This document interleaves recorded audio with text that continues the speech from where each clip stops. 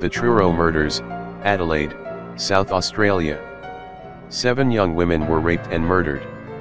One body led to another, eventually resulting in a trail of serial killings that blindsided Adelaide in late 1976. Collecting mushrooms in bushland near Truro, South Australia on April 25, 1978, a man made a tragic discovery. Laying partially in the sand were the scattered remains of a young woman. It was the first body of many uncovered in the Truro murders. Police investigating the scene were definite that the woman had met foul play. As is often the case in murder, the woman's had been dumped in the bush after the murder. The woman was identified as teenager Veronica Knight.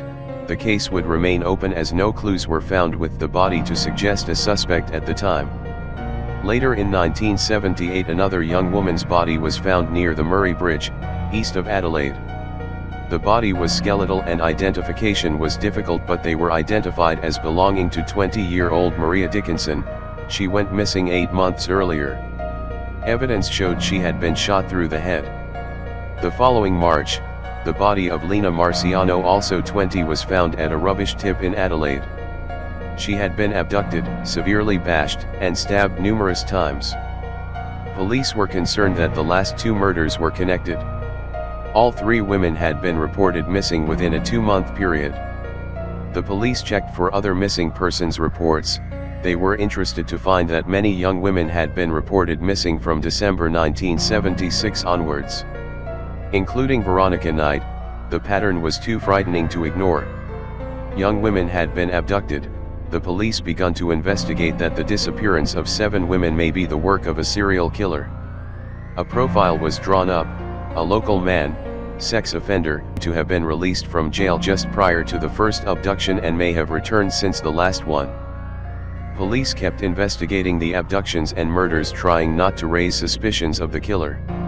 On Sunday 1979, the remains of Sylvia Pittman were discovered near Truro, a mere 2 kilometers from the site where Veronica Knight had been found a year earlier.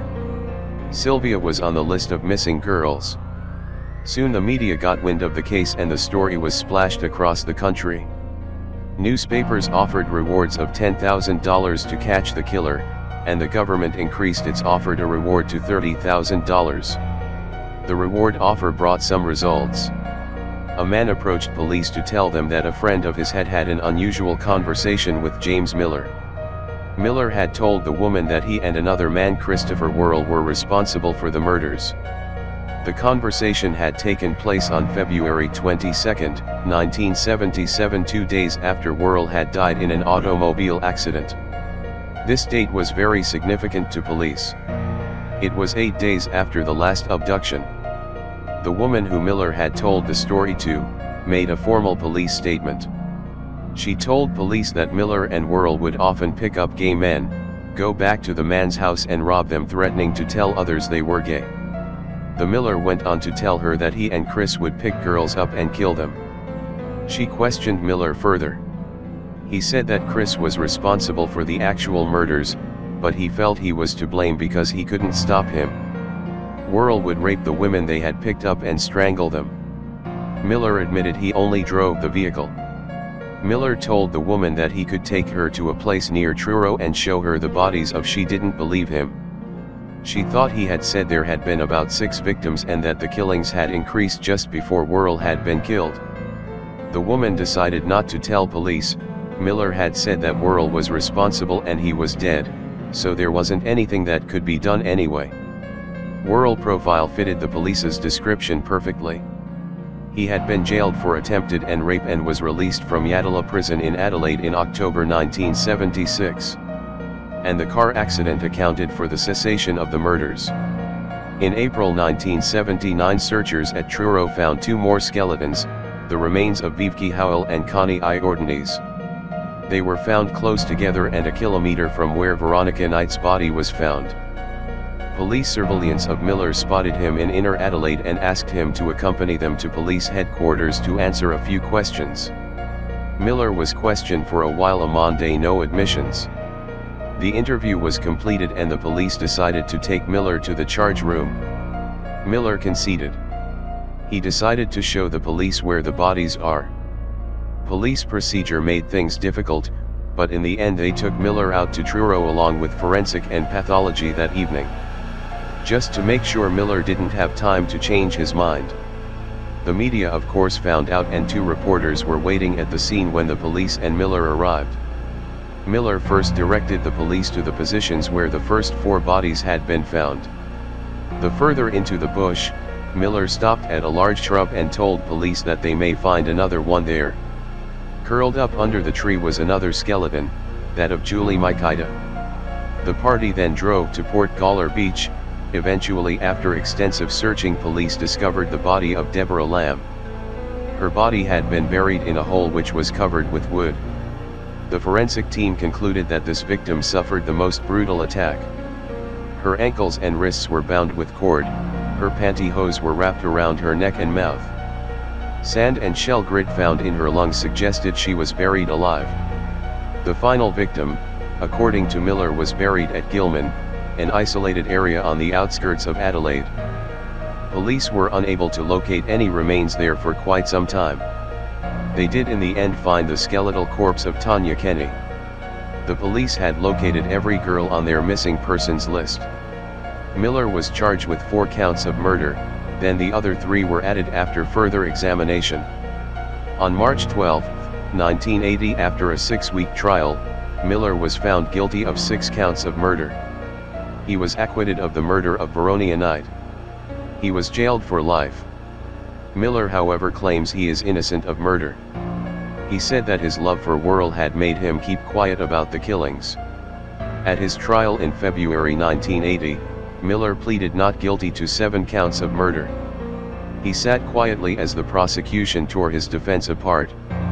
The Crown prosecutor, Mr. B.J. Jennings, was merciless in his attack, claiming that Miller and Worrell had lived, worked, and indeed committed murder together. He alleged that it was a joint enterprise, that they pick up girls and murder them. He referred to the girls as rags. That was the attitude that led him to throw in his lot with Worrell, he said. No rapist and murderer could have had a more faithful or obliging ally. Mr. Jennings continued, "You will never know the truth, but have no doubt that it is a horrible truth that these young women were murdered because they were going to point the finger at the young man who tied them up and sexually abused them. They could also point the finger at the older man who ignored their plight and their terror. If a man assists another by driving him to a place where a girl is going to be raped and killed, then he is guilty of murder." It was obvious, Mr. Jennings said, that no one could possibly believe the girls had been willing partners in their own murders and that Worrell had never used any force.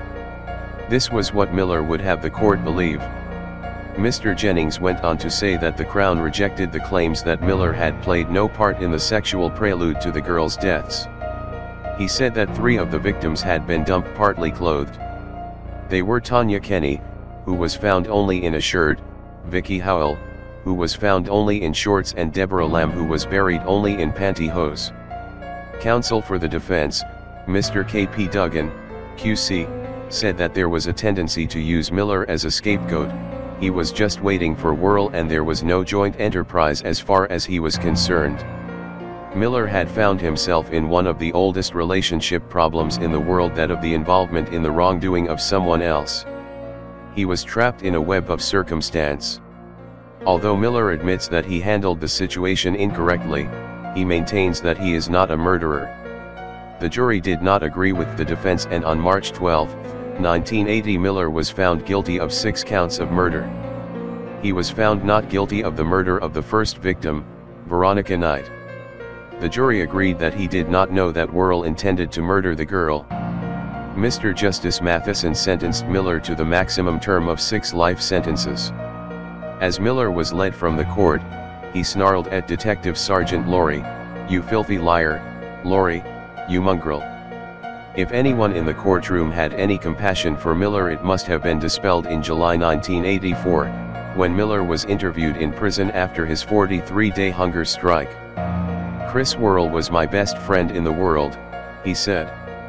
"If he had lived, maybe 70 would have been killed. And I wouldn't have ever dobbed him in." In late 1999, James Miller applied to have a non-parole period set in the hope that one day he may be released. On February 8, 2000, Chief Justice John Doyle of the South Australian Supreme Court granted Miller a non-parole period of 35 years from the date of his arrest. James William Miller is in top security Yatala prison in South Australia. He will be eligible for parole in the year 2014. He will be 74 years old. 2 days before his death in October 2008, Miller, 68, was moved from the Royal Adelaide Hospital to Mary Potter Hospice at North Adelaide. Miller was serving a life jail sentence for helping his lover Christopher Worrell kill 6 women in the 1970s, in the so-called Truro murders. Documents provided to the inquest show he asked his doctor not to make special efforts to keep him alive. In a statement, the doctor says Miller knew he was dying and hoped that process would be short. A subsequent police investigation suggested Miller's death was quick. His sister and brother-in-law were by his side. Miller's 35-year non-parole term was due to expire in 2013. He always insisted he only helped bury the Truro victims.